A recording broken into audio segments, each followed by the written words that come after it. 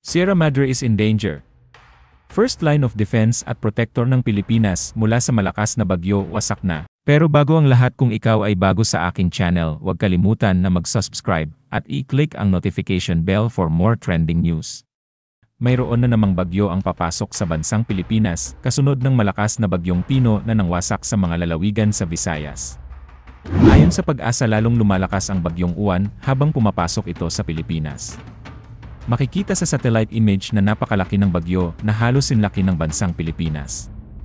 Mahigit 1,000 kilometro ang sakop ng bagyo. Ibig sabihin nito ay abot mula Batanes hanggang hilaga ng Zamboanga.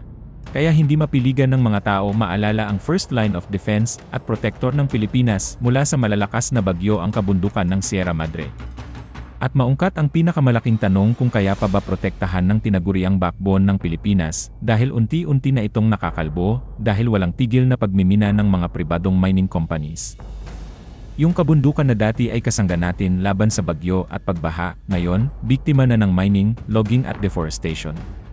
Olats na nga tayo dahil sa malalang korupsyon sa flood control system, sinisira pa ang pinakamalaking proteksyon natin mula sa kalikasan. Para sa kaalaman ng karamihan kung gaano kaimportante ang Sierra Madre Mountain Range. This is the longest mountain range in the Philippines.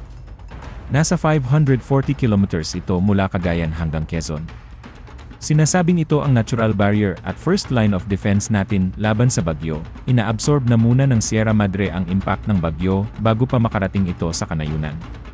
Bukod dyan, nasa Sierra Madre din ang may 40% na forest cover ng bansa. May higit na 3,500 species ng halaman at 58% nito ay endemic, ibig sabihin, sa Pilipinas mo lang makikita. Nagsisilbi din ang Sierra Madre na carbon sink o humihigop ng carbon dioxide. Tumutulong para bawasan ang init. Kung sisirain mo ang Sierra Madre, mawawalan ang Pilipinas ng pinakamalaking proteksyon niya, mula sa pagbaha, landslide, flash floods, lahat yan magiging posible na. Makikita sa satellite images yung malawaking deforestation sa bahagi ng Sierra Madre sa Dinapigue, Isabela.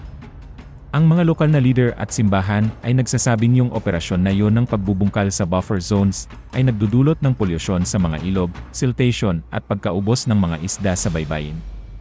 Meron ding nagaganap na forest degradation sa Southern Sierra Madre.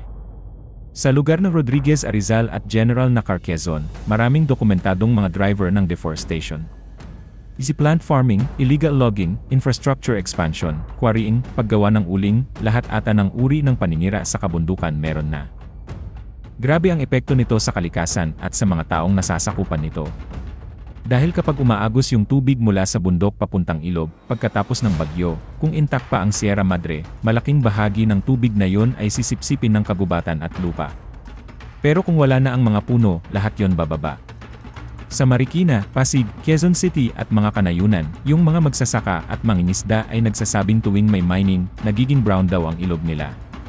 Ang sediment ay sumasama sa tubig dagat, nalulunod yung mga isda at ang pangkabuhayan nila ay nawawala.